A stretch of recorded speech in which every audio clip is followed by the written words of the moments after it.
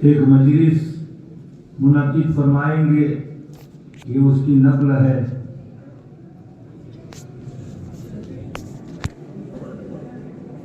اس مجلس جس میں حضرت آدم علیہ السلام سے لے کر قیامت تک کے آخری آنے والا انسان سب کے سب جمع ہوں گے،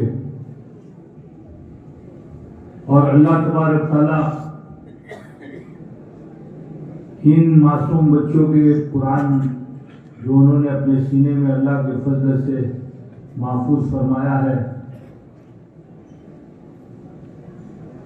ان بچوں کی وجہ سے ان کے ماں باپ کا اللہ تبارک تعالیٰ اکرام فرمائیں گے، اور سارے اہل معیشت کے سامنے اللہ تبارک تعالیٰ ان کی تاج پوشی کریں گے۔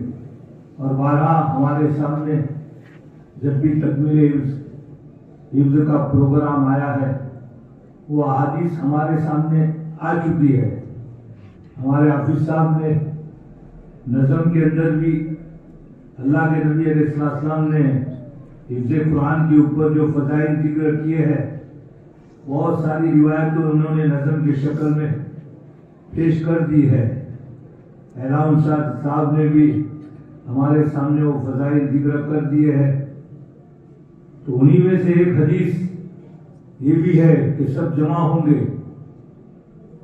اور مشہور حدیث ہے، اللہ تبارک تعالیٰ ان حافظ ہونے والے بچوں کے ماں باپ کو ان کے سر کے اوپر اتنا روشن تاج پہنائیں گے جو اس سورج کی روشنی، اور سورج بھی کیسا، ہمارے گھر کے اندر اگر وہ سورج آ جائے تو ہم تصور کریں اس سورج کی روشنی کا کیا کہنا ہوگا۔ اس سے بھی زیادہ روشن اللہ تبارک تعالیٰ تاج پہنائیں گے۔ ایسے ہی ان کو اللہ تبارک تعالیٰ قیمتی جوڑا پہنائیں گے۔ لوگ پوچھیں گے بھائی ان کو یہ جوڑا کس لیے پہنایا جائے گا، تو بتایا جائے گا انہوں نے اپنے بچوں کو دنیا کے اندر حافظ قرآن کیا تھا، اس کے پیچھے محنت کی تھی، رات دن ایک کیا تھا۔ اللہ تبارک تعالیٰ اس کے اعجاز کے اندر ان کو یہ قیمتی جوڑا مرحمت فرما رہے ہیں۔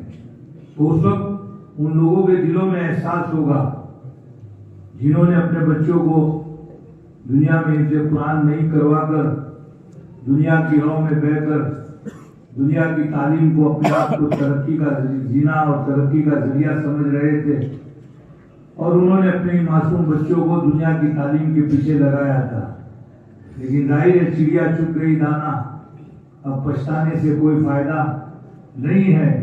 اور اللہ کے نبی نے عقل مند آدمی اس کو فرمایا ہے، الکیس من دان نفسہ وعمل لما بعد الموت۔ عقل مند آدمی وہ ہے جو اپنی خواہشات کو دباوے اور موت کے بعد کی تیاری کرے۔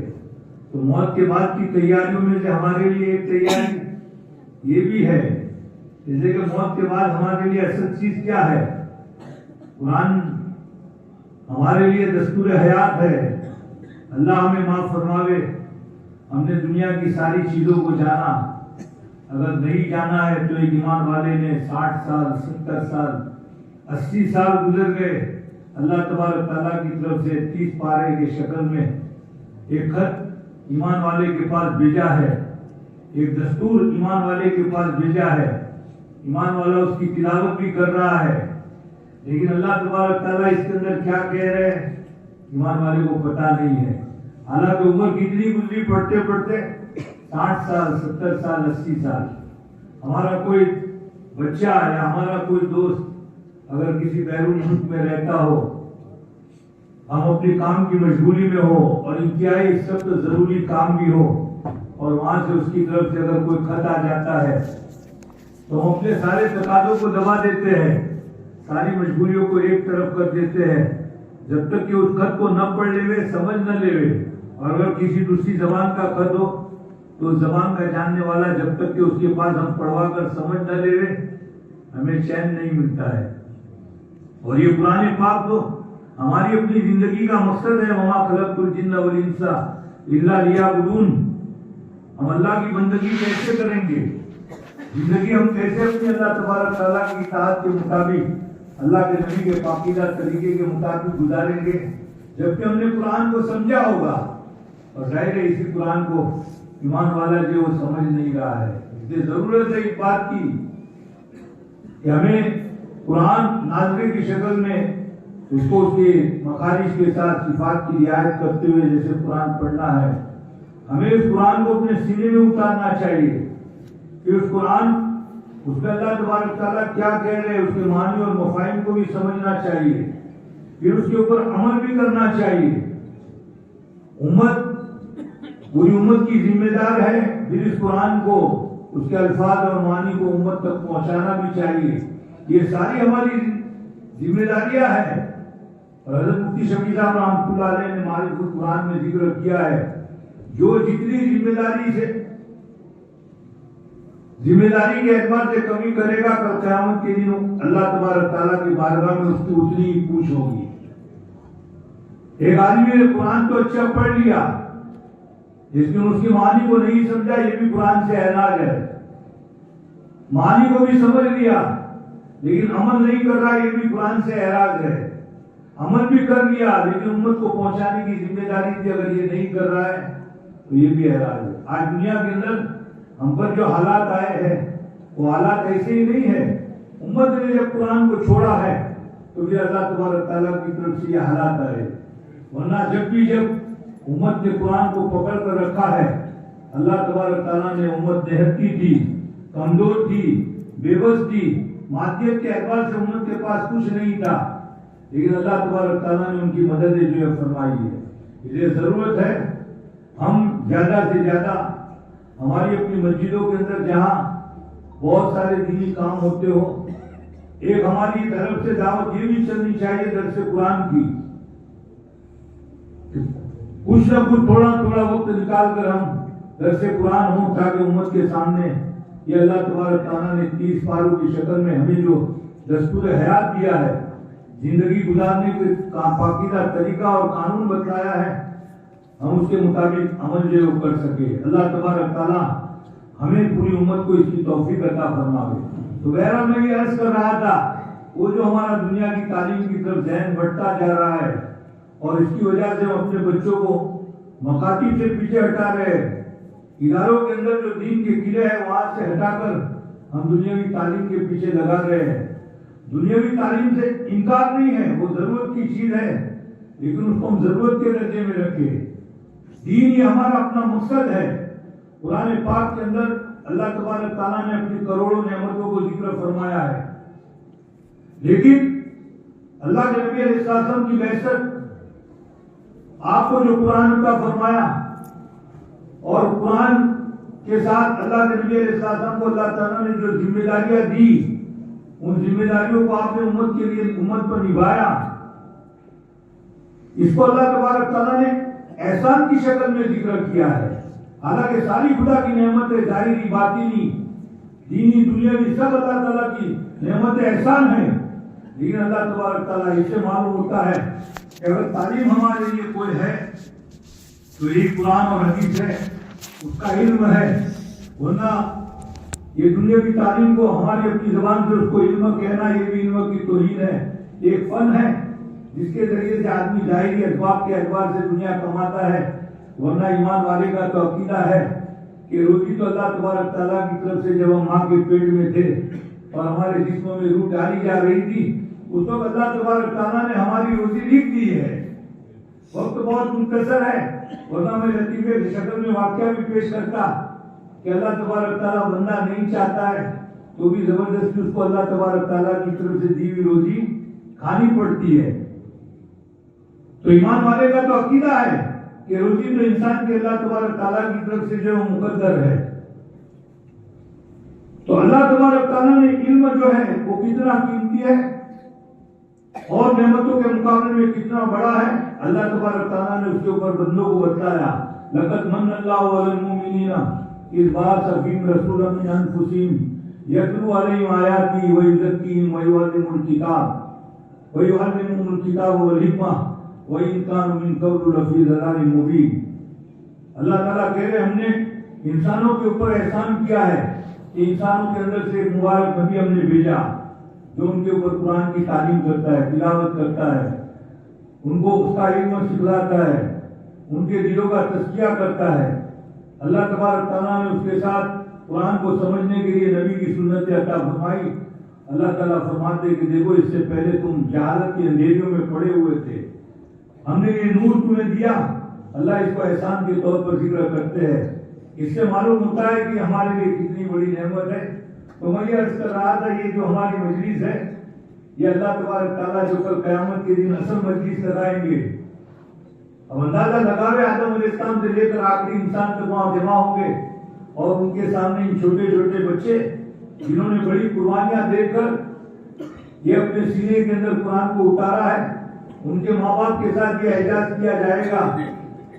تو ظاہر ہے ان بچوں کے ساتھ اللہ تبارک تعالیٰ کی طرف سے کیا اعزاز ہوگا، میں مختصر انداز سے آپ حضرات کے سامنے اور اس نیت سے رکھ رہا ہوں کہ ہمارا یہ جو رجحان دنیا کی تعلیم کی طرف جا رہا ہے، ہم ضرورت کے درجے میں اس کے پیچھے لگے، لیکن اس کو اپنا اصل سمجھے اور اس کو جو ہم بھولے نہیں۔ تو ظاہر ہے وہ ماں باپ کے لیے کتنی بڑی عظمت کی چیز ہوگی۔ تو جب طفیلیوں کا یہ حال ہوگا تو یہ چھوٹے چھوٹے بچے جن کے سینوں میں قرآن ہے، اور یہ قرآن ان کا سینے کے اندر قرآن اتارنا تکوینی طور پر یہ اللہ تبارک تعالیٰ کی طرف سے ان کے لیے فیصلے ہیں۔ اللہ نے قرآن میں ذکر کیا، اِنَّا نَحْنُ نَزَّلْنَا الذِّكْرَ وَإِنَّا لَهُ لَحَافِظُونَ، حفاظت کرنے والے اللہ ہیں، لیکن ان حضرات بیٹھے ہوئے اللہ تبارک تعالیٰ نے وہاں جمع کا صیغہ استعمال فرمایا۔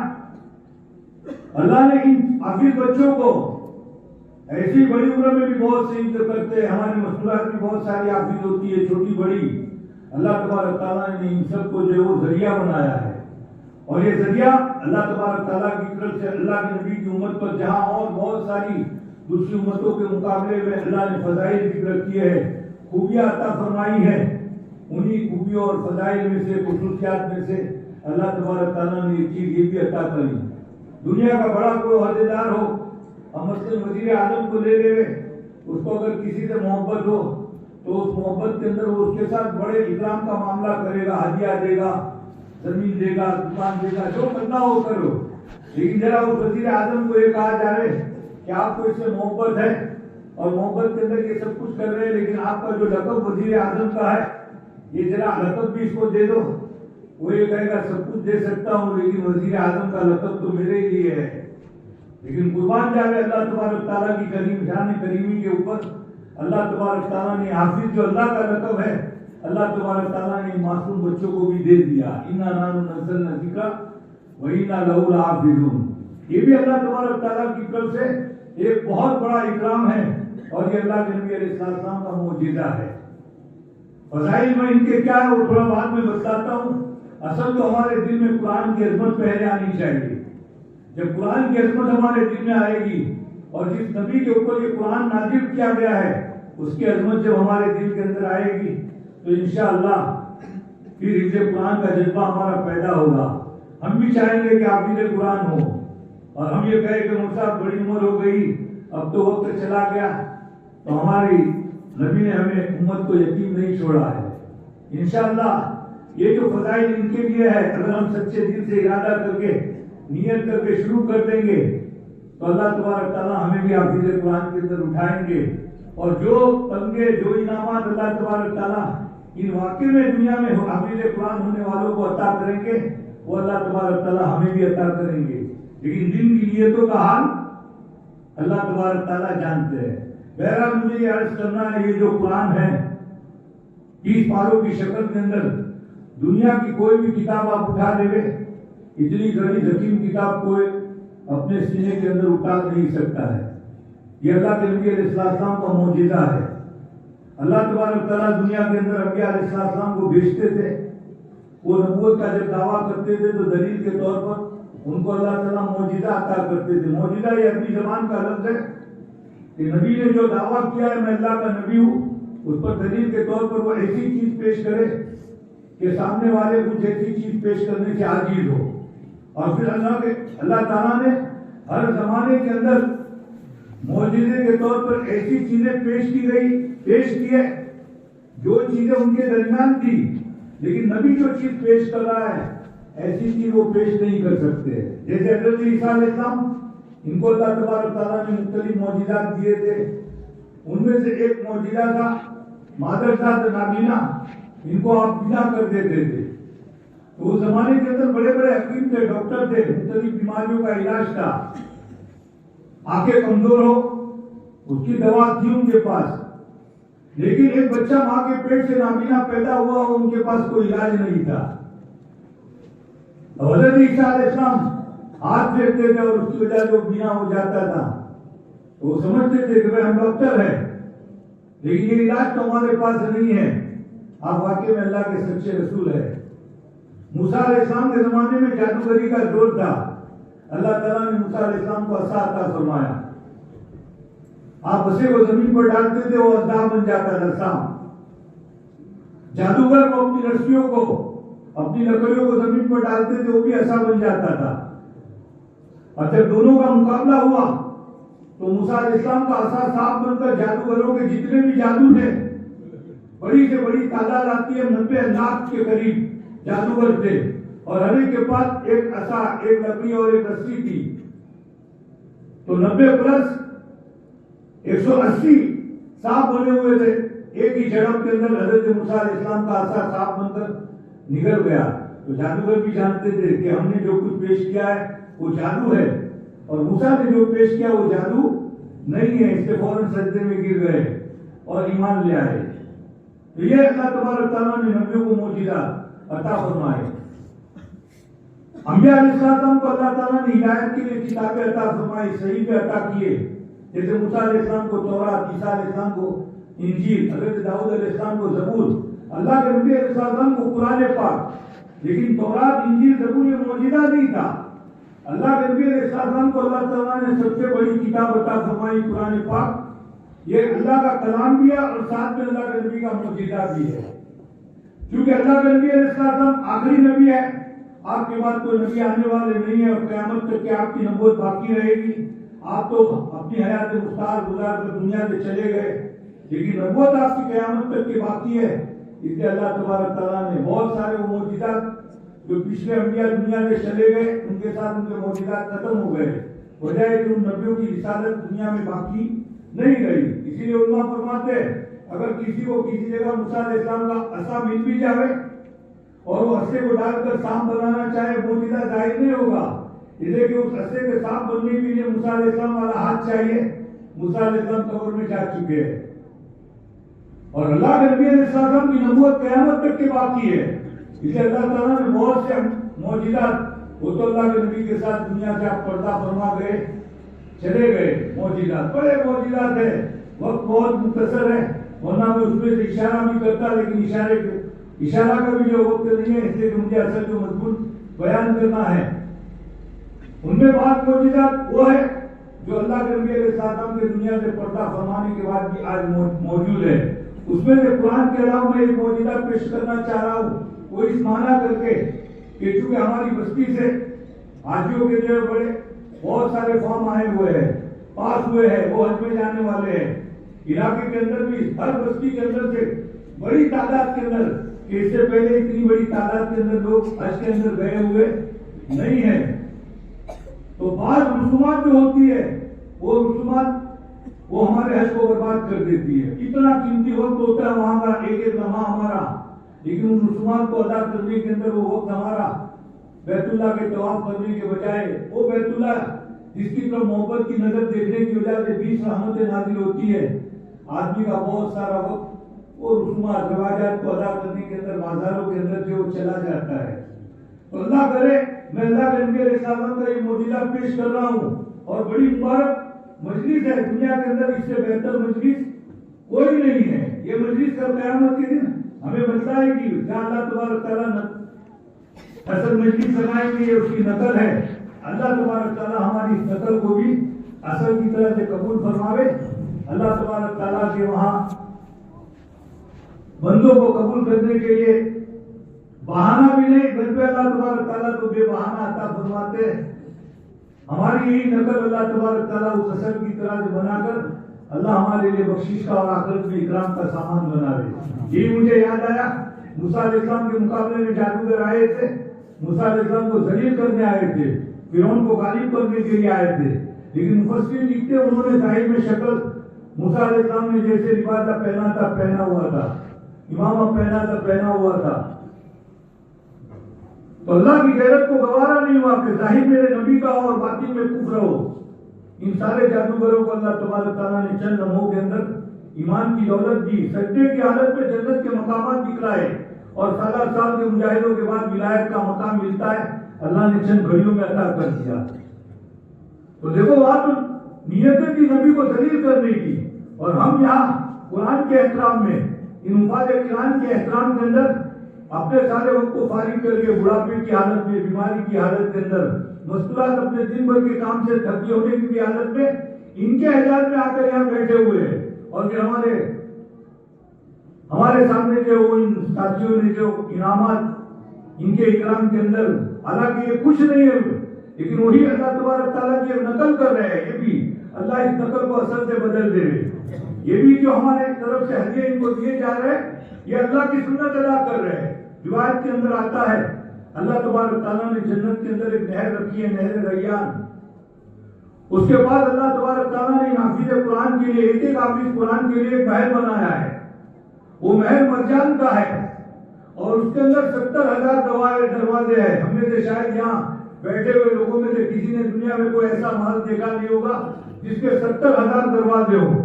اندازہ لگاوے کہ جب 70,000 دروازے ہوں گے تو محل کتنا بڑا ہوگا، ان محل کے کھانے کتنے ہوں گے، پھر اس کے اندر اللہ تعالیٰ نے کیا نعمتیں رکھی ہوئی ہے وہ ہم تصور نہیں کر سکتے. وہ تو میں حافظ قرآن لوگوں سے اجازت مانگنی پڑے گی کہ ذرا ہم آپ پہنچے تو آپ ہمیں اجازت دے، ہم آپ کے محل کو آ کر جو دیکھیں. تو مجھے تو یہ جو ہم نے نقل کی ہے، جو ہدیت دے رہے ہیں، یہ اللہ تبارک تعالیٰ کی سنت ہے. تو جو پہلا جو دروازہ، اچھا دروازے بھی سونے چاندی کے ہوں گے. اب اس کے اندر سے پہلے دروازہ کھولا جائے گا تو اس میں سے 70,000 فرشتے نکلیں گے اور اس حافظ قرآن کو سلام کریں گے، اور ان کے ہاتھوں میں 70,000 تحفے ہوں گے. وہ حافظ قرآن کو ادا کریں گے اللہ تبارک تعالیٰ کی طرف سے. اب آگے پلس کرتے جاوے، دوسرا دروازہ کھلے گا تو 70,000 کا دوں 1,40,000. اب وہ 1,40,000 فرشتے آئیں گے، وہ سلام کریں گے. ان کے اندر ہاتھوں میں 1,40,000 تحفے ہوں گے اللہ تعالیٰ کی طرف سے، حافظ قرآن کو دیں گے. اب ہم گنتے جاوے تو صبح فجر کی اذان ہو جائے گی. آخری جو آئے گا فرشتہ 70,000واں فرشتہ، وہ تو ٹوٹل اس کا مارا گیا ہے تو 4,90,00,000 سلام وہ کریں گے، اور 4,90,00,000 تحفے. یہ 70,000واں فرشتہ وہ سلام جب کرے گا تو تحفہ جو لے کر آئے گا اللہ تعالیٰ کی طرف سے 4,90,00,000 کا تحفہ اللہ تعالیٰ کی طرف سے حافظ قرآن کو عطا کریں گے. تو یہ ہماری طرف سے جو ہدیت پیش کیے جا رہے ہیں، یہ بھی اللہ تبارک تعالیٰ کی نقل ہے. اللہ تبارک تعالیٰ جیسے جادوگروں نے نقل اتاری تھی اور اللہ نے قبول کر لیا، حالانکہ ان کی تو نیتیں فاسد تھی، اور یہاں تو نیت سے دیکھیں اللہ تبارک تعالیٰ قبول کرے، اور اللہ تبارک تعالیٰ ہر ایک کو جو یہ جذبہ عطا فرمائے.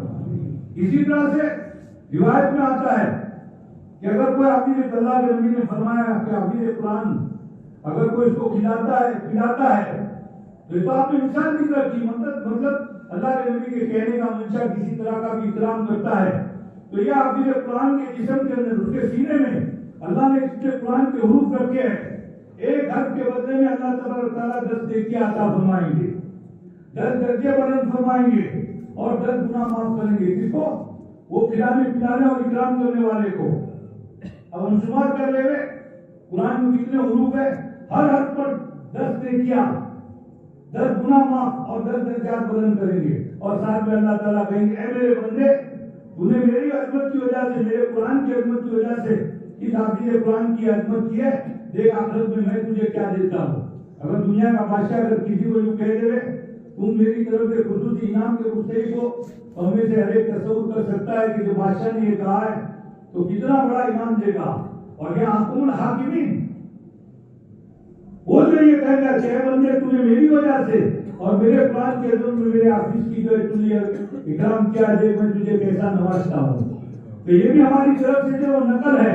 اللہ تبارک تعالیٰ ہمارا جذبہ اور بڑھاوے اور زیادہ، جیسے کہ اس میں ہم حافظ قرآن ان کا اکرام تو کر رہے ہیں، لیکن وہ 1 3 سے 2 شکار ان کا تو اکرام ہو رہا ہے، لیکن ہمارا بھی آخرت بن رہی ہے، یہ ہمارے سامنے آ رہا ہے۔ اس لیے جب بھی ایسے موقع ہو، دنیا میں شادی کے موقع پر اور موقع پر ہم کتنا خرچ کر دیتے ہیں۔ خرچ کرنے کی جگہ اصل تو یہ چیز ہے، اور یہ خوشی ظاہر کرنے کی چیز ہے۔ حضرت قائد صاحب رحمۃ اللہ علیہ، ان کے والد نے بھی جب حضرت قائد صاحب رحمۃ اللہ علیہ دارالعلوم کے 50 سالہ مولوی اللہ تعالیٰ نے بڑا علم عطا فرمایا تھا، وہ بھی جب حافظ قرآن ہوئے، ان کے والد نے اس کی خوشی میں دعوت کی تھی۔ ان کے والد حافظ احمد صاحب، وہ جب حافظ قرآن ہوئے تھے تو والی دارالعلوم دیوبند حضرت محمد قاسم صاحب نانوتوی رحمۃ اللہ علیہ ان کے والد تھے، انہوں نے بھی اپنے بچے کو حافظ بنایا تھا اور انہوں نے بھی دعوت کی تھی۔ اور دونوں باپ نے دونوں بیٹوں کو یہ کہا تھا کہ بیٹو، ہم نے جو تمہیں حافظ بنایا ہے وہ ہم نے اور کسی غرض سے نہیں، اپنے لیے بنایا ہے، تاکہ کل قیامت کے دن تم ہمارے لیے آخرت میں نجات کا ذریعہ بنو۔ اس لیے قائد صاحب رحمۃ اللہ علیہ کا بھی معمول تھا کہ والد صاحب حافظ احمد کا یہ منشا تھا کہ میرے بننے کے بعد میرا بیٹا مجھے قرآن پڑھ پڑھ کر جو ثواب پہنچاوے، تو قائد صاحب کا معمول تھا روزانہ 3 پارے تلاوت کرتے تھے۔ حافظ احمد صاحب کو وہاں قاسم صاحب نانوتوی رحمۃ اللہ علیہ اللہ نے بہت علم دیا تھا، بہت کام کیا تھا، لیکن اس کے باوجود بھی اسی نیت سے کہ بیٹا میرے لیے ذخیرہ بنے، تو ان کے والد بھی کہتے تھے میرا روزانہ کا معمول ہے میں 2 پارے قرآن جو وہ روزانہ 2 پارے قرآن پڑھوں اور اپنے والد کو جو میں بخشوں۔ ایک ایک حرف کے اوپر 10 نیکیاں ملتی ہے، اس حافظ کو تو اپنی نیکیاں ملتی رہے گی، اس کے ماں باپ کے لیے کتنا ذخیرہ ہوگا۔ حافظ بنانے والے جو حافظ صاحب ہیں ان پر کتنا ذخیرہ، اور یہ ہمارے دن علماء اکرام اللہ تعالیٰ ان کو جزائے خیر عطا فرمائے، یہ برکتوں کی مہم جو انہوں نے ایک بستی کے اندر چلائی، وہ سب بھی ثواب میں شریک ہوں گے، اور جو جس اعتبار سے دامے درمے سگنے جتنے بھی معاونت کرنے والے ہوں گے حفظ کلاس کے بارے میں، اللہ تبارک تعالیٰ کا خزانہ بہت وسیع ہے، اللہ تبارک تعالیٰ کسی کو بھی جو معلوم نہیں کریں گے۔ اور یہی خود حافظ قرآن، ابھی جب ان کے کفیریوں کا یہ حال ہے کہ ان کے ماں باپ کو تاج اللہ تعالیٰ پہنائیں گے، وہ لباس اللہ تبارک تعالیٰ عطا کریں گے جو دنیا کی ہر چیز سے زیادہ قیمتی ہوگا، ان کے لیے کیا ہوگا؟ تو نظم کے اندر اور علامہ صاحب نے وہ بھی ہمارے سامنے بتلا دیا کہ کل حافظ قرآن کو اللہ تبارک تعالیٰ کون سی حالت میں، یوم یفر المرء من اخیہ و امیہ و ابیہ و صاحبتہ، وہ بنی باپ بیٹے سے، بیٹا باپ سے، ہر ایک دوسرے سے دور بھاگ رہے ہوں گے کہ بیٹا یہ دنیا کا بہت کٹھن وقت ہے، ایسا نہ ہو کہ باپ کی شرم میں باپ نیکی مانگے، مجھے شرم کے مارے نیکیاں دینی پڑے، یہ نیکیاں دینے کا وقت نہیں ہے۔ اسے کہ انبیاء علیہ السلام کی یا رب نفسی نفسی یہ عالم ہوگا، وہاں ہر ایک کو نجات کی پڑی ہوگی، لیکن یہ حافظ قرآن وہ خوش قسمت ہوں گے کہ اس وقت ان کے اوپر چین اور سکون ہوگا، ان کو نفس نفسی کا عالم نہیں ہوگا، ان کے لیے اللہ تبارک تعالیٰ کی طرف سے بلکہ یہ ہوگا کہ دیکھو یہ اتنے تمہارے رشتے دار ہیں، اور دیکھو اس میں یہ لوگ بھی ہیں جنہوں نے معمولی ایمان ان کے پاس موجود ہے، زندگی میں کوئی اللہ تبارک تعالیٰ کی اطاعت نہیں ہے، جہنم ان کے اوپر واجب ہو چکی ہے، اتنے سارے رشتے دار ہیں، لو 10 تمہارے لیے ہم نے ٹکٹ رکھے ہیں، اپنے ساتھ جنت کے اندر ان کو لے جاؤ۔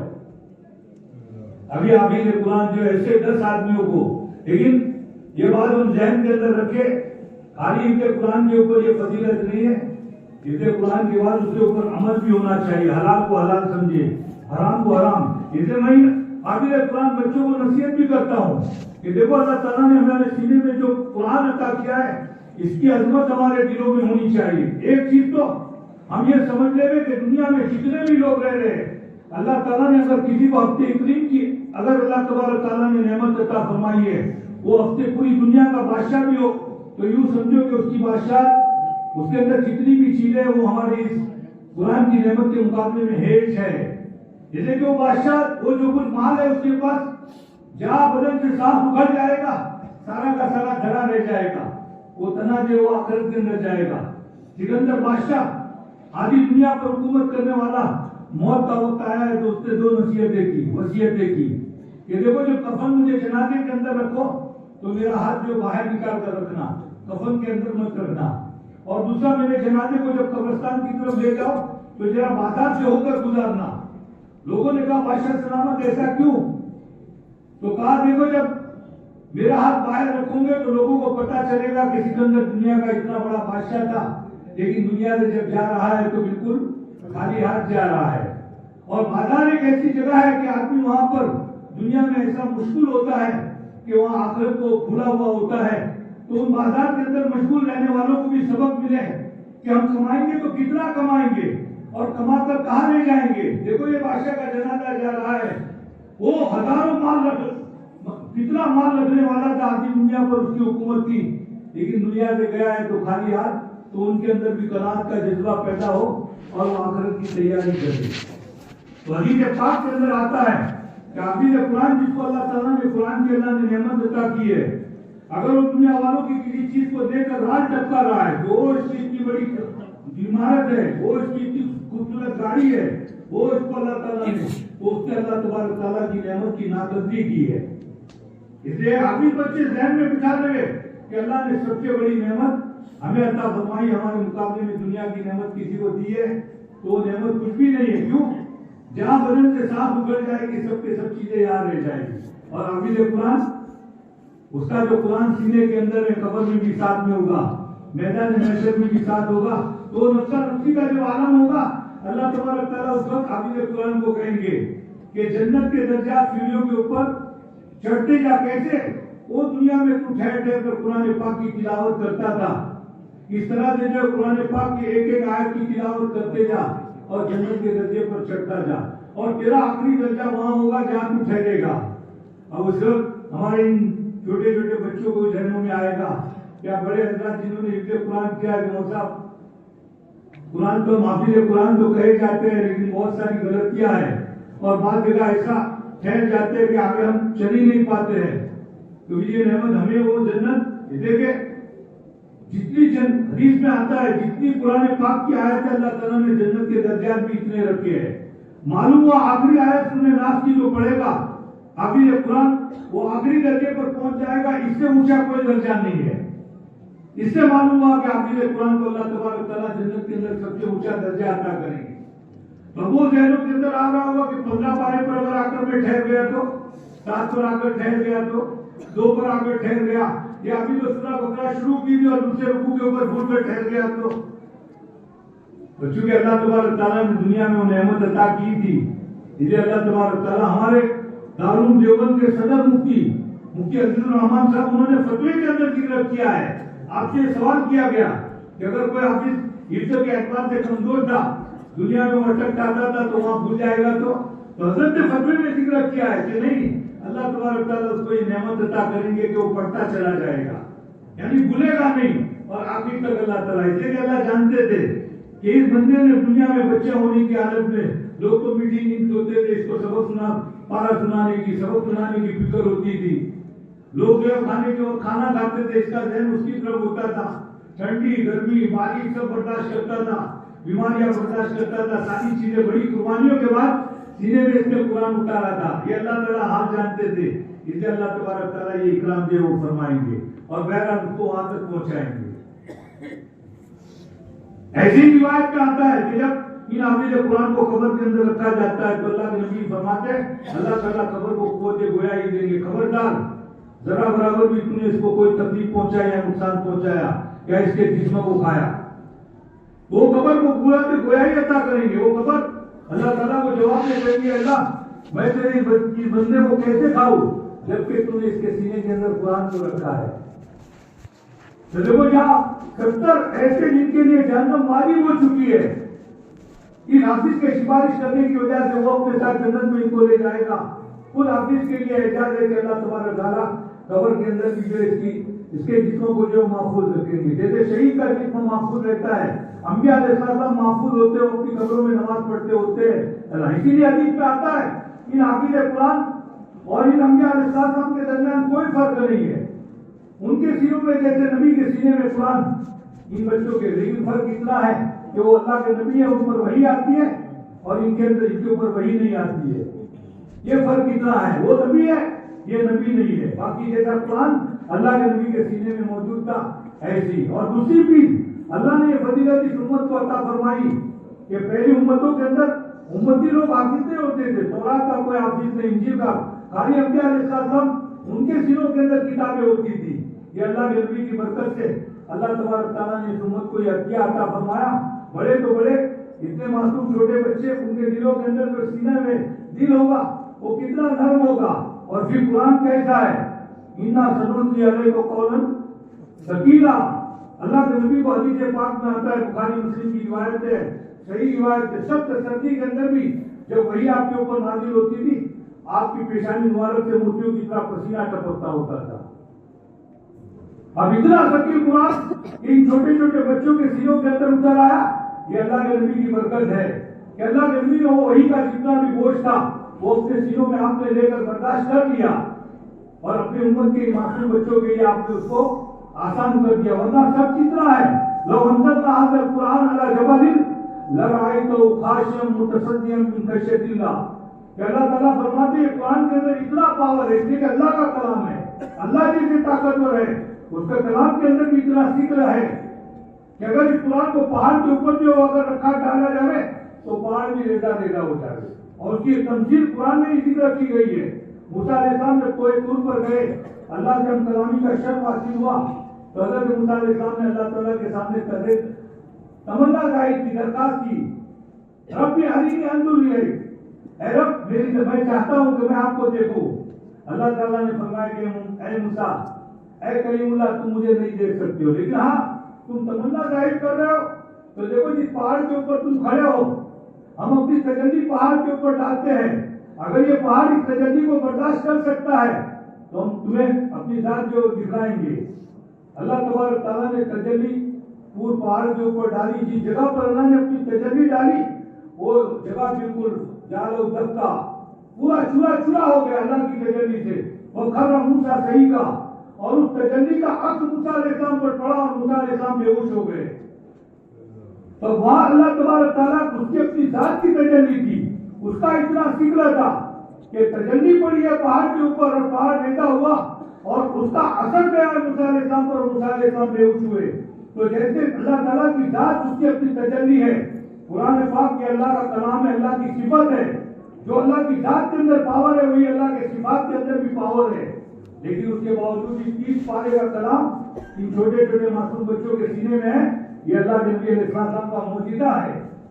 آپ کے جہاں زندہ بہت سارے معجزے ہیں، ان معجزات میں سے چھوٹے چھوٹے بچوں کا اپنے سینے کے اندر قرآن کا لے لینا یہ بھی جو آپ کا معجزہ ہے۔ تو مجھے اصل بات یہ کرنی تھی کہ آپ کے دنیا میں بہت سارے معجزات اب بھی باقی ہے، ان میں سے ایک معجزہ اللہ کے نبی علیہ السلام کا یہ جو زمزم کا پانی ہے، ہمارے حاجی جاتے ہیں تو رواج کے طور پر میں اس نے لا کر یہ ہدیہ دیا تھا، اس نے دیا تھا، اب میں بھی گیا ہوں تو مجھے بھی دینا پڑے گا، اور اسی کے لیے غریبوں کا بھی حج بڑا مہنگا ہو جاتا ہے، بعض مرتبہ اس کے پاس جانے آنے کا خرچہ تو ہوتا ہے، لیکن وہ رواج کی وجہ سے جو ہدیہ لا کر دینا پڑتا ہے اب اس کی وجہ سے اتنا پیسہ ہوتا نہیں ہے تو بیچارہ حج سے بھی معلوم ہوتا ہے، یا گئے پیسہ ہے موجود ہے لیکن چونکہ ہم نے ہدیے دوسروں کے لیے ہے ہمیں بھی دینے ہیں تو ان ساری چیزوں کے خریدنے کے اندر ہمارا سارا وقت کہاں جاتا ہے، وہاں کے بازاروں کے اندر چلا جاتا ہے، اور جن کی اوقات جہاں ہمیں بیت اللہ کا طواف کے اندر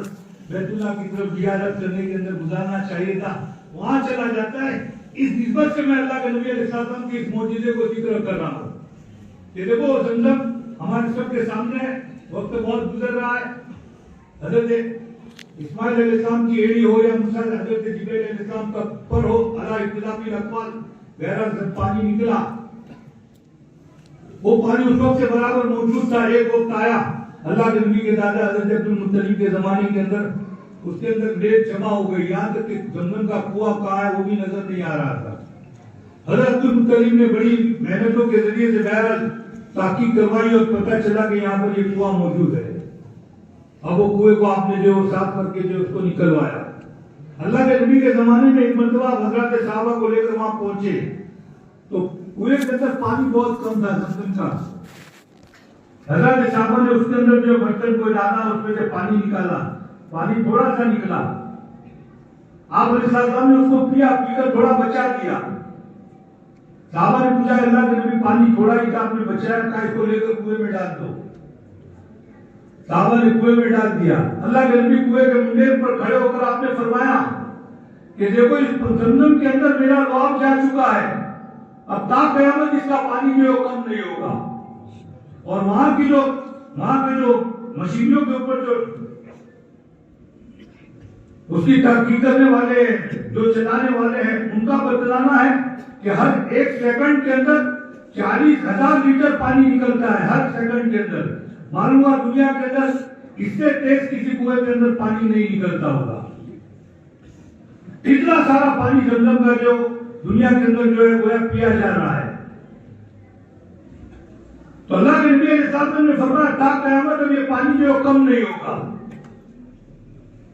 اب مجھے یاد کرنا ہے کہ دیکھو زمزم کی اپنی برکت تو اپنی جگہ پر ہے.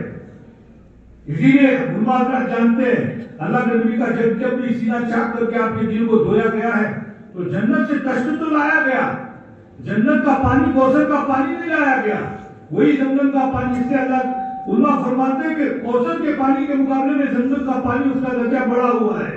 ورنہ اگر کوثر کا پانی زمزم کے پانی سے بڑھ کر ہوتا تو اللہ کے نبی کے دل مبارک کو کوثر کے پانی سے دھویا جاتا.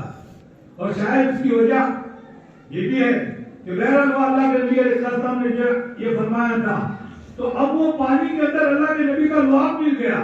اور مجھے جھوٹا کہنا تو اس میں جو ایک قسم کی بے تعظیمی ہوتی ہے, اس لیے میں یہ کہوں گا کہ اللہ کے نبی کے لعاب والا وہ پانی ہو گیا. جب اللہ کے نبی والے لعاب والا پانی ہو گیا تو جب بھی ہم زمزم پیے تو ایک تصور کریں کہ میں خالی زمزم نہیں پی رہا ہوں بلکہ اللہ کے نبی کا لعاب لگا ہوا پانی پی رہا ہوں. اور اللہ کے نبی کے لعاب میں شفا دی. اس لیے جہاں بھی ہمارے سامنے جب بھی کوئی بھی زمزم کا پانی پیش کرے اس کی عظمت ہمارے دلوں میں, میں یہ کہہ کر بتلانا چاہ رہا ہوں, بعض مرتبہ ہمارے ذہنوں میں آتا ہے کہ فلاں حاجی آیا اس نے جو زمزم کا پانی بھی دیا, کھجوریں بھی دی اور دوسرے ہدیے بھی دیے, تو دوسرے ہدیوں کی تو وقت ہمارے دلوں میں ہوتی ہے, زمزم کے پانی کی وہ وقت ہمارے دلوں میں نہیں ہوتی ہے. اس لیے ہمیں یہ سمجھنا چاہیے کہ اس سے بڑی نعمت مجھے کوئی نہیں ملی ہے. اور ہمارے پڑوس ملک کے بعض علماء تو فرماتے ہیں کہ میرا دل میرا میزان یہ کہتا ہے کہ اللہ تبارک تعالیٰ نے چاہے اس امت کے اوپر اللہ کے نبی کی برکت سے بہت ساری اللہ تبارک تعالیٰ خصوصیت عطا فرما رہے ہیں, تو شاید اللہ تبارک تعالیٰ کی منشا اللہ کے نبی کی برکت سے اس امت کے اوپر سے اللہ تبارک تعالیٰ جہنم کے عذاب کو اللہ تبارک تعالیٰ اس سے محفوظ رکھنے کے لیے یہ ایک شکل رکھی ہے. اور انہوں نے ذکر کیا ہے اپنے بیان کے اندر لوگوں کو خطاب کرتے ہوئے, چنانچہ میں اسی نقل کرتے ہوئے ہمارا اتنا بڑا مجمع بیٹھا ہوا ہے, میں ذرا ایک سوال کرتا ہوں کہ ان میں سے کوئی ساتھی ایک کھڑا ہو جائے جو یہ کہے مجھا میری اتنی عمر گزری ہے لیکن میرے پیٹ میں زمزم کا ایک قطرہ بھی نہیں گیا ہے, ایسا کوئی ایک آدمی کھڑا ہو جائے. ظاہر ہے اتنے بڑے مجمع میں سے کوئی کھڑا, چھوٹے بچے بھی ہوں گے ان کو پتا نہیں ہوگا لیکن ان کے ماں باپ نے ان کے سینے میں گلے سے جو زمزم اتارا ہوگا. تو وہ عالم فرماتے میرا میزان یہ کہتا ہے کہ شاید اللہ تبارک تعالیٰ کی طرف سے تقدیری طور پر یہ فیصلہ ہے کہ اللہ کے نبی کی امت کو جہنم سے بچانے کے لیے اللہ کے نبی کا لعاب لگا ہوا وہ زمزم ان کے سینے میں اتار دیا ہے تاکہ وہ جو اللہ کے نبی کا لعاب سینے میں گیا ہے اللہ تبارک تعالیٰ ان کو جہنم کی آگ سے محفوظ رکھے.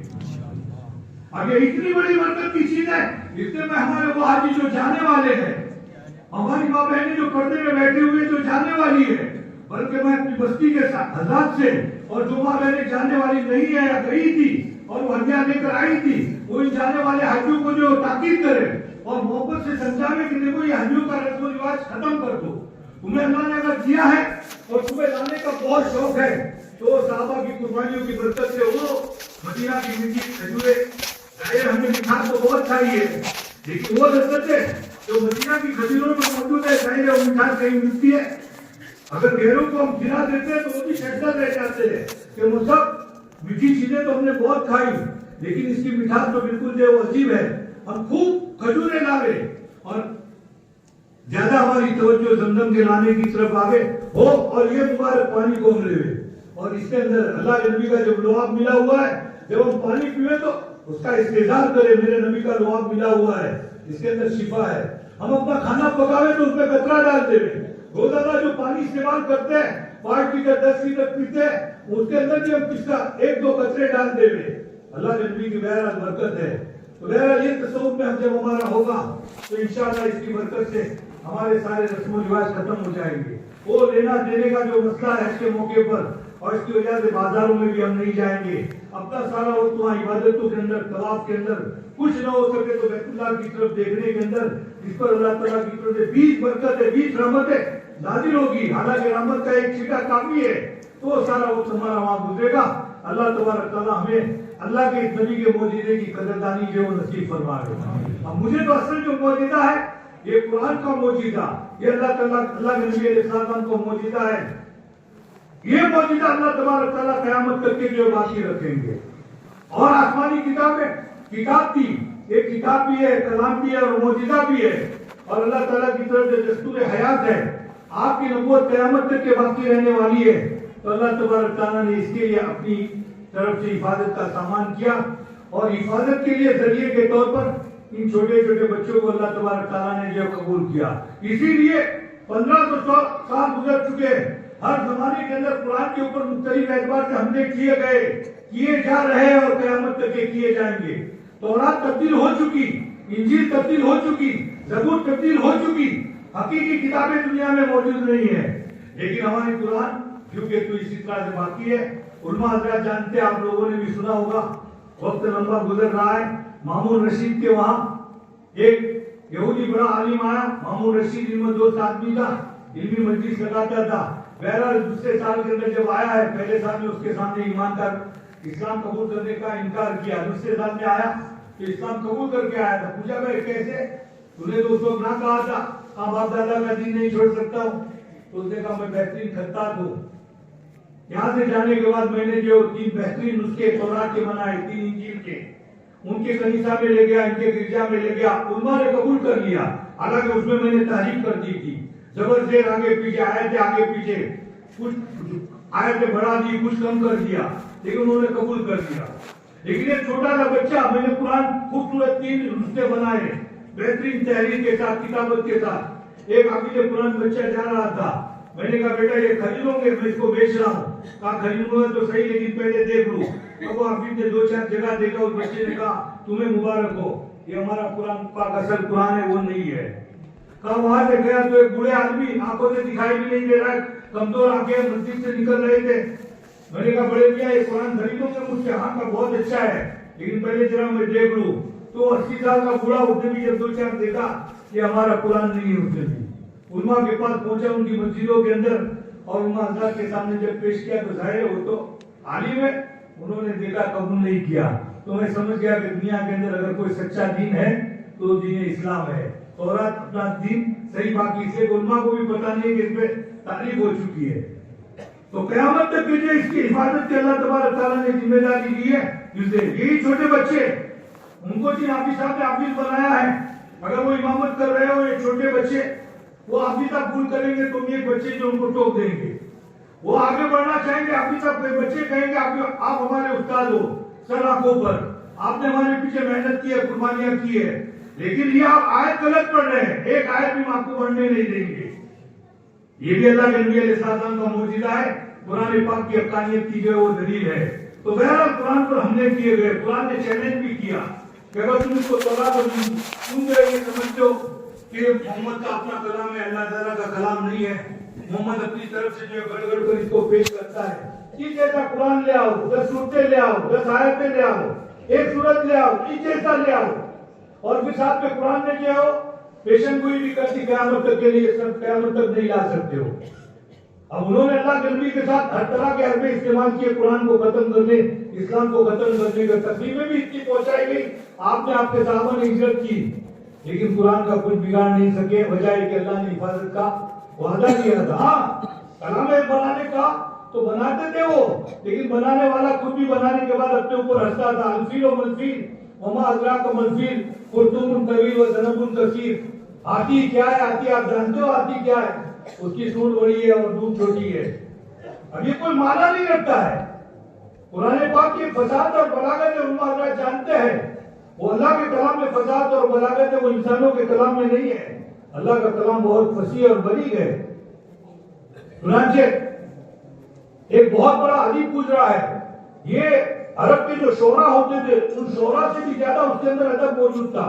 قرآن کی چیلنج کو لوگوں نے کہا کہ یہ ابن المقفع یا ابن المقلع، عبداللہ ابن مقفع، 2 نام آتے، عبداللہ ابن مقفع یا عبداللہ ابن مقلع، یہ جو ہے قرآن کی اس چیلنج کو جو پورا کرے گا، تو اس کے پاس گئے، درخواست کی، کہا ہمیں پورا کروں گا قرآن کے چیلنج کو، میں ایسا کلام پیش کر سکتا ہوں، لیکن 1 سال کے میرے گھر والوں کے خرچے کی ذمہ داری تم لے لو، ان کو گھر کھانے پہنچانے کا، اور بہت سارے کاغذات دو مجھے قلم دو, ایک کمرے میں میں بیٹھتا ہوں, وہاں بیٹھ کر میں ایسا کلام بناؤں گا.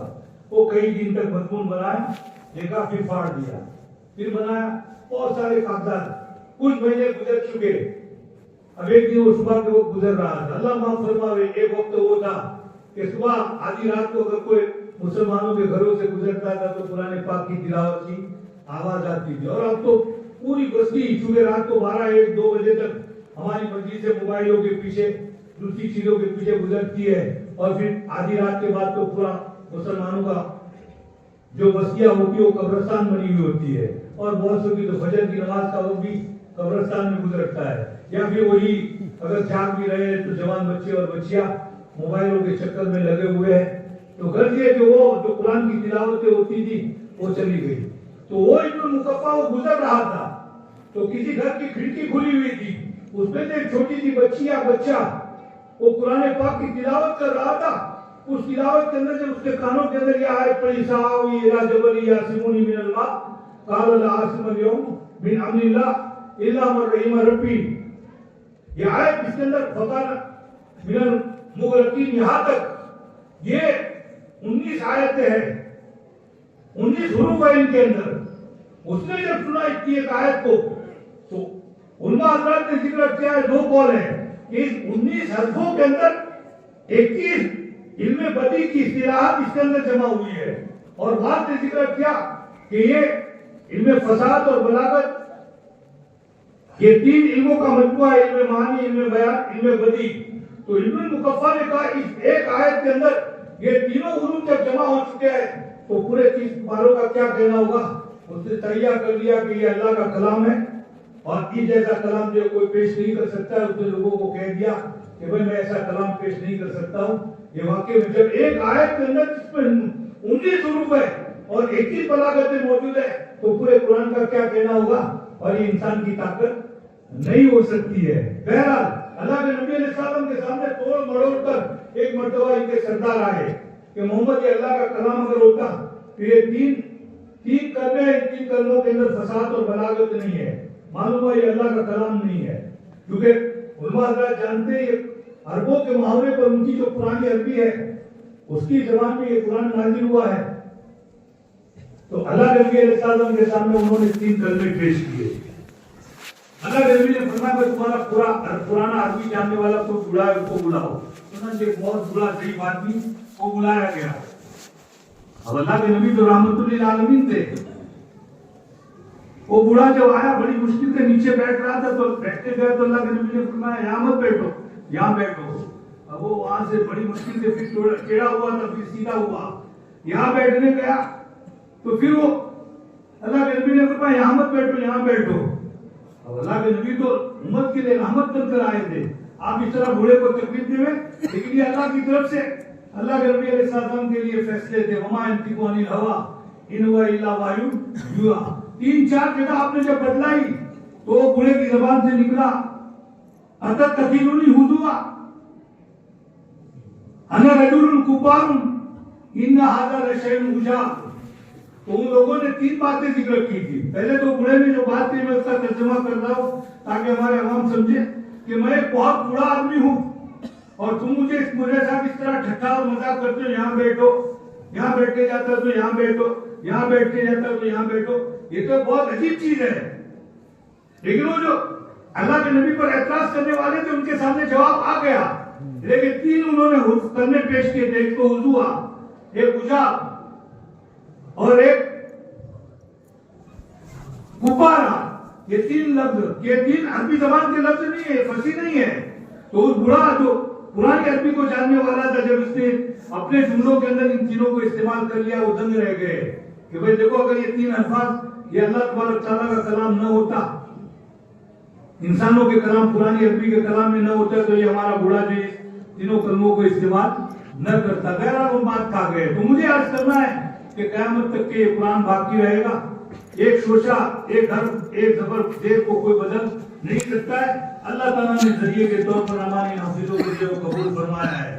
اب ہمارے دل میں بھی آ رہا ہوگا کہ صاحب یہ اتنی بڑی نعمت ہے دنیا میں اللہ تبارک تعالیٰ عزت عطا فرماتے, بالغ ہونے کے بعد मिंबर पर खड़े हैं, मेहराब में खड़े हैं, बड़े बड़े बादशाह, बड़े बड़े इंजीनियर, डॉक्टर इनके पीछे खड़े हैं, कोई इनसे आगे बढ़ नहीं सकता है। आगे बढ़ने जाएंगे तो उनकी नमाज फासिल हो जाएगी, इमाम से कोई आगे बढ़ नहीं सकता है। जनाजे का मसला आवे तो ये आगे, और कोई मसाइल आवे तो ये आगे। मालूम हुआ दुनिया के जितने भी फनून है वो सारे के सारे फनून कब्र से पहले धरे रह जाएंगे, और यही आखिरत के अंदर हमारे काम आने वाले हैं। इसलिए हम दुनियावी तालीम के पीछे जरूरत के दर्जे में लगे, असल तो जो हमारा ये दीन है, ये हमारे लिए आखिरत में नजात का जरिया है, ये हमारे लिए अल्लाह तबारक तआला की तरफ से कब्र में नजात का जरिया, आखिरत में नजात का जरिया होंगे, इसकी हमें फिक्र करनी है। और फिर उम्मत के ऊपर अभी कैसा कसब कुर्सी का आलम है हम देख रहे हैं। ये अफगान अभी फलस्तीन के अंदर कितना बुरा हाल है, अवाम पर कैसी बमबारियां की जा रही है, लेकिन उनको पता है कुरान के जरिए से अजमत है, इज्जत है, कुरान की बरकत से शहादतें मिल रही है, और कुरान की बरकत से ही अल्लाह तबारक तआला बैतुल मक़दिस को आजाद फरमाएंगे और हमें आजादी मिलेगी। ये इनके दिलों के अंदर यकीन बैठ चुका है। इसलिए ऐसी सख्त हालत में भी वो अपने बच्चों को हाफिज बना रहे हैं, और बच्चे भूखे होने की हालत में, प्यासे होने की हालत में वो हाफिज हो भी रहे हैं। और उनके सामने अगर कोई किसी किस्म का एजाज जाहिर करना चाहता है, वो ये कहते हैं हमें इसकी जरूरत नहीं है, हम जो कुछ कर रहे हैं अल्लाह तबारक तआला जो उसका अजर चाह रहे हैं। हमने जो कुरान और हदीस में सब्र पढ़ा, हमने जो शुक्र पढ़ा, हमने अल्लाह के फैसले पर राजी रहने को जो पढ़ा और सुना है, आज उसकी जिंदा मिसालें अमली शक्ल के अंदर इन छोटे छोटे बच्चों के जरिए से हमें नजर आ रही है। ये सब कुरान की जो बरकत है। इसलिए हमारी बस्ती में हमने खुद देख लिया होगा, जब बच्चे हाफिज कुरान नहीं थे, बस्तियों के अंदर क्या बरकत थी और अब क्या बरकत है। जिस घरों के अंदर ये हाफिज बच्चे हुए उन घरों के अंदर क्या बरकत है। वक्त बहुत लंबा होता है, वरना मैं इसकी बरकतें बतला देता। एक खाली इस कुरान को किबले की तरफ पढ़े और एक गहरे किबले की तरफ, उसमें बरकतों में फर्क हो जाता है। दो एक ही जहन के बच्चे, एक ही जैसा अफजा, लेकिन कुरान की याद करने में 1 साल का फर्क हो गया। किसी बुजुर्ग को बताया गया कि दोनों एक ही जहन के बच्चे थे, एक साथ उन्होंने शुरू किया, लेकिन एक साल पहले हाफिज हुआ, एक साल। तो बुजुर्ग ने फरमाया कि देखो जो बच्चा 1 साल पहले हाफिज हुआ वो शायद याद करते हो किबले की तरफ मुंह करता होगा, और जो याद करता तो होगा लेकिन वो किबले की तरफ मुंह नहीं करता होगा और तरफ मुंह कर गए। चुनाचे तहकीक की, पता चला वाकई में ऐसा है। कुरान की अदमत के खाली कुरान को किबले की तरफ मुंह करके पढ़ते हैं तो इसकी बरकत है। अल्लाह तबारक तआला हमें भी, आगे रमजान आ रहा है, इस रमजान के अंदर इसकी अजमत को सामने रखते हुए कुरान को अदब के साथ जितना हो सके तिलावत। हमारे बच्चे ने नज़म के अंदर भी बता दिया कि एक हर्फ के ऊपर अल्लाह तबारक तआला 10 नेकियां देते हैं, चाहे बेसमझ के बेसमझे पढ़े कितनी नेकियां हो जाएगी। और फिर रमजान का मसला है, उसके अंदर तो अल्लाह ताला की तरफ से भाव बढ़ जाता है। और इब्न मसूद रज़ी अल्लाह तआला अन्हु तो अलिफ लाम मीम, उसको जो 3 हर्फ नहीं कहते हैं, अलिफ उसके अंदर उलमा जानते हैं अलिफ लाम और फा है। लाम हमजा और मीम है, मीम उसमें मीम या और मीम है। तो किसी ने अदब के साथ अलिफ लाम मीम पढ़ा, उसको अल्लाह तबारक तआला 90 नेकियां अता फरमाते। हर नेकी के ऊपर, हर हर्फ के ऊपर 10, तो 3 हर्फ नहीं है बल्कि वो 9 हर्फ हो जाते हैं।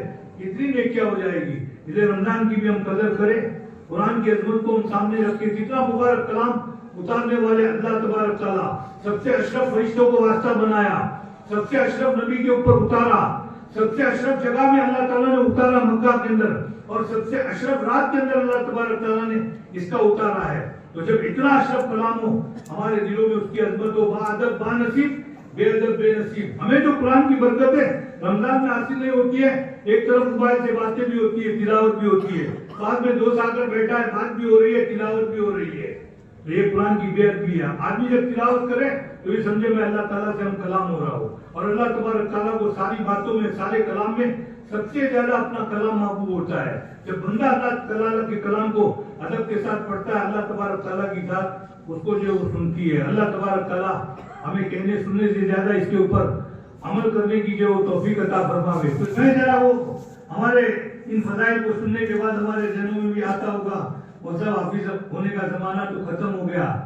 तो मैंने अर्ज किया था कि अल्लाह के नबी ने उम्मत को यतीम नहीं छोड़ा है, हम जो है वो इज्जत करना शुरू कर दे। चाहे हमें यकीन है कि मैं हाफिज नहीं हो सकता हूँ, लेकिन दिल में पूरे इरादे के साथ, नियतों का हाल अल्लाह जानते हैं।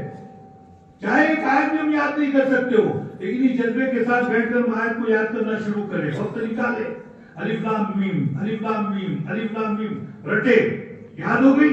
आज दूसरी आयत दूसरे दिन भूल जावे, फिर उसी को शुरू करें। ہماری محنت جاری رکھے.